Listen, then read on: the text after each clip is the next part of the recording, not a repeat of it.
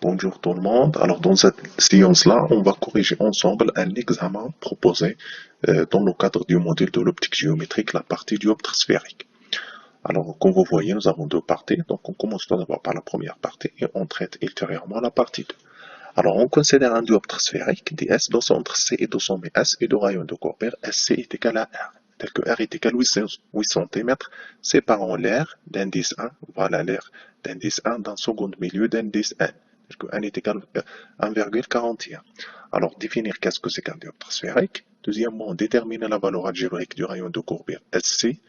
Attention, c'est une valeur algébrique ici, c'est-à-dire que ce rayon-là, bien cette SC-là peut être positif ou bien peut être négatif. Troisièmement, s'agit-il d'un dioptre concave ou convexe? Alors voilà, donc tout d'abord on commence par définir qu'est-ce que c'est qu'un dioptre sphérique. Voilà donc notre dioptre sphérique. Alors qu'est-ce que c'est que dioptre sphérique? Normalement c'est une calotte sphérique, représente l'ensemble de deux milieux transparents homogènes d'indices différents. Voilà, donc voilà, représente l'ensemble de deux milieux d'indices de référence. Alors, par exemple, ici nous avons N1 et ici nous avons N2. Dans ce cas-là, N1 est égal à N2, 1 est égal à 1 et N2 est égal à 1. Alors, séparé par une surface, voilà. Donc, voilà la surface qui sépare entre les deux milieux. Dans ce cas-là, c'est une surface sphérique. Pourquoi? Parce qu'on travaille avec un dioptre sphérique.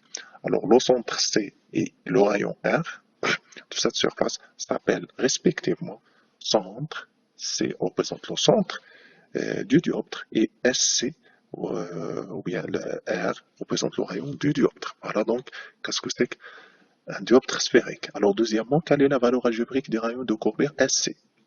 Alors toujours, SC peut être positif, peut être négatif. Alors toujours par convention, on considère que la lumière se propage de la gauche vers la droite, c'est-à-dire la lumière toujours se propage dans ce sens.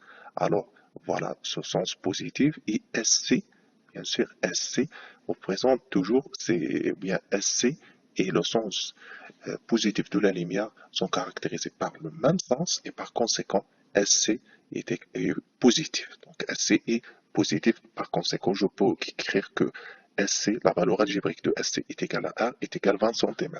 Alors par exemple, si je considère que nous avons ici S et C, alors dans ce cas-là, SC est négatif. Et par conséquent, donc SC est égal dans ce cas-là moins 20 cm. Troisièmement, s'agit-il d'un dioptre concave ou convexe? Donc directement, d'après le cours, s'agit-il d'un dioptre concave ou convexe? Alors pour déterminer est-ce que notre dioptre est concave ou convexe, donc il suffit de connaître normalement la valeur algébrique de SC. Alors, puisque SC nous avons trouvé c'est une valeur positive, par conséquent, son dioptre est convexe. Par contre, si nous avons trouvé SC négatif, alors on dit que nous avons un dioptre concave. Alors maintenant, on va traiter la deuxième partie, c'est la partie 2. Alors, donner la relation de conjugaison du dioptre sphérique pour le couple conjugué A, A', avec origine au sommet S en fonction de N et R. Deuxièmement, déduire la position des foyers principaux F et F' du dioptre sphérique par rapport à S en fonction de N et R. Troisièmement, on demande de calculer les valeurs en centimètres des distances focales F et F'. La question suivante. Les foyers principaux F et F' sont-ils réels ou virtuels? Pourquoi? Quatrièmement, déterminer, s'il vous plaît, j'ai perturbé. Ici, nous avons 1, 2, 3, 4, 5. Donc, attention. Déterminer la position SA' de l'image A'B' à travers le dioptre sphérique d'un objet AP situé sur l'axe à une distance SA est égale à 2R.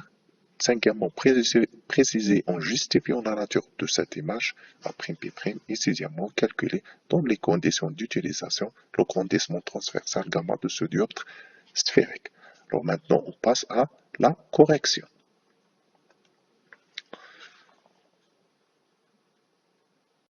Maintenant, on va passer à la deuxième partie. Donc voilà. Alors tout d'abord, avant de commencer de répondre à ces questions-là, on va faire un petit rappel sur l'essentiel du cours ou bien de la partie du dioptre sphérique. Alors, lorsqu'on parle bien sûr de la relation de conjugaison, alors lorsqu'on parle sur la relation de conjugaison d'une manière générale, nous avons deux cas, origine au sommet et origine au centre. Mais souvent, on utilise l'origine au sommet. Alors la relation mathématique qui relie l'objet par exemple A et l'image A', ainsi que les distances SA et SA', bien sûr, s'écrit sous cette forme toujours N2 sur SA' moins N1 sur SA est égal à N2 moins N1 sur SC. Attention ici, il faut respecter l'ordre. Bien sûr, c'est quoi N2? N2, c'est le milieu où nous avons le rayon émergent. N1, c'est le milieu où nous avons le rayon incident. Et SA, c'est la distance qui sépare entre le sommet et l'objet A. Et SA', c'est la distance qui sépare entre le sommet et l'image A'. Et SC, c'est la distance entre le sommet et le centre du dioptre. Et bien sûr, l'origine au centre s'écrit sous cette forme N1 sur CA' moins N2 sur CA est égal à N1 moins N2 sur CS. Alors, une autre remarque très importante, alors concernant ce que l'on appelle les grandissements. Alors, les grandissements, d'une manière générale, lorsqu'on calcule le grandissement transversal dans le cas du dioptre sphérique, voilà la manière de comment calculer ce grandissement. Gamma est égal à P' sur AP, c'est la taille, bien c'est le rapport entre la taille de l'image par rapport à la taille de l'objet, et s'écrit aussi sous cette forme N1 fois SA' sur N2 sur SA. Voilà la démonstration, mais nous, ici, on va prendre cette quantité-là. D'autre part, je peux aussi déduire que gamma est égal à P' sur AP est égal à N1 sur N2 fois SA' sur SA est égal à CA' sur CA. Et bien sûr, OC est égal à moins SF sur FA. Donc nous avons plusieurs formules, bien plusieurs situations de comment calculer le grandissement linéaire, mais souvent la relation la plus utilisable, c'est cette relation-là. A'P' sur AP est égal à 1 sur 1,2 fois SA' sur SA. Alors maintenant, on va commencer à répondre à cet exercice-là. Alors, premièrement, nous avons donné la relation de conjugaison du dioptre sphérique pour le couple conjugué A et A' avec origine au sommet S en fonction de N et R. Donc voilà.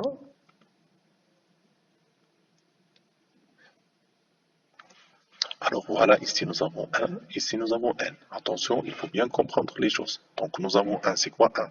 C'est le milieu où nous avons le rayon incident. Et N, c'est le milieu où nous avons le rayon émergent. Et par conséquent, toujours, je peux commencer par exemple par N sur SA' moins 1 sur SA est égal à N moins 1 sur SC. Donc toujours, il faut respecter l'ordre.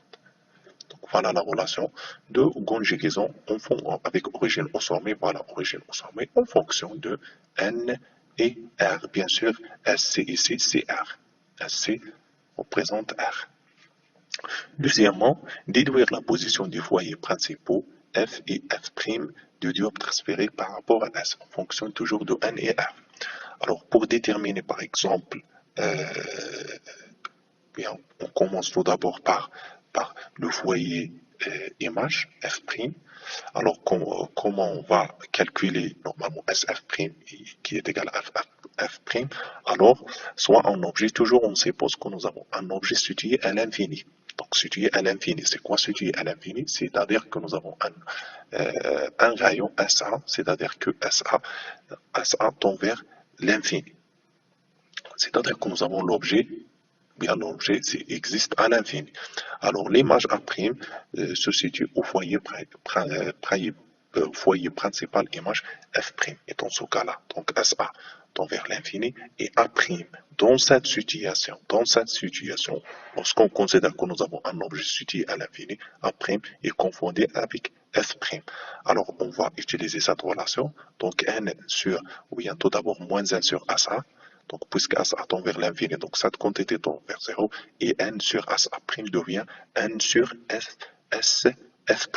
N sur F' qui est égal à N moins 1 sur SC, et ce qui n'entend que SF' qui est égal à F' est égal à N sur N moins 1 fois SC. Donc voilà comment déterminer la distance focale image SF' qui est égale à F'.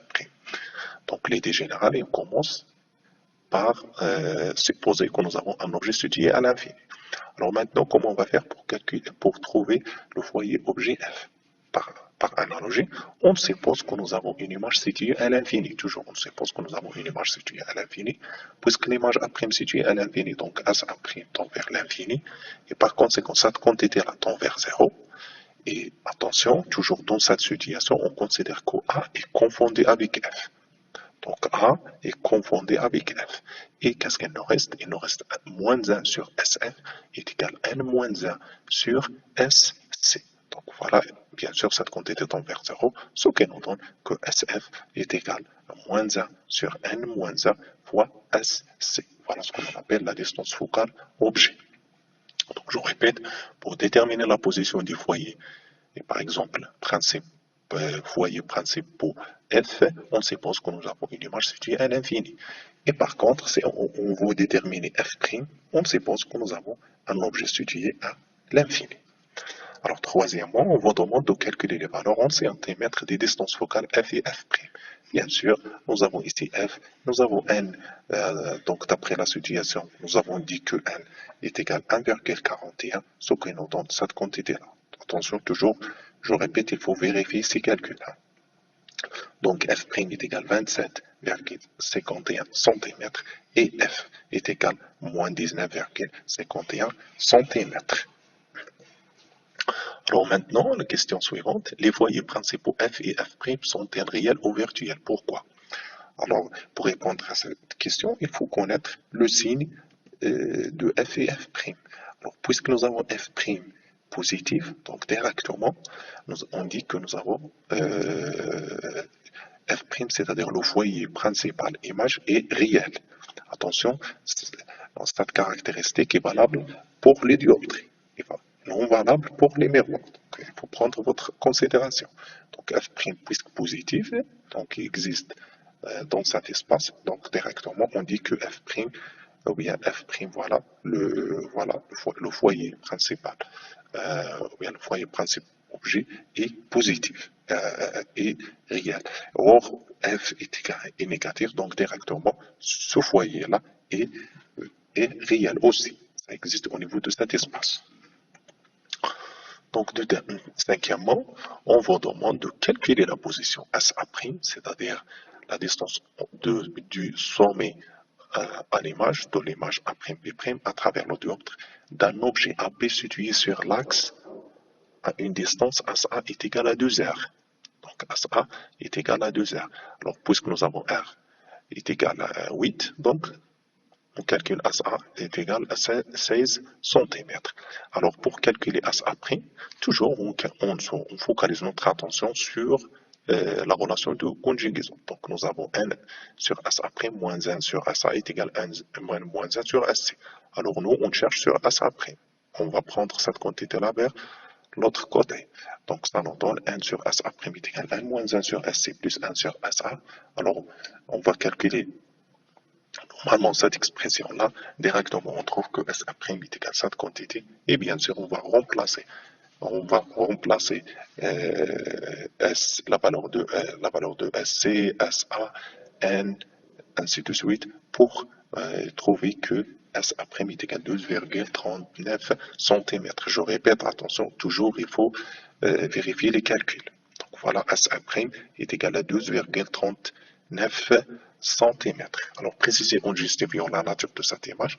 Alors, puisque nous avons trouvé que SA' positif, donc c'est une image réelle. Par contre, attention, je répète, ça est valable pour les dioptres, et non valable pour les miroirs. Dernière question, on vous demande de calculer ce qu'on appelle le condensement transversal gamma de ce dioptre dans les conditions d'utilisation, c'est-à-dire les conditions de cause. Alors, par définition, nous avons gamma est égal à 1' P' sur AP. Et ici, toujours, on commence par le milieu N1 et ici N2. Alors, N1 ici 1 et N2 N fois SA' sur SA. Donc, on va remplacer N par 1,41, SA' par cette quantité-là, SA 16, ce qui nous donne que gamma est égal à peu près 0,55. Donc, toujours, je répète, il faut vérifier vérifier les calculs. Et à très bientôt.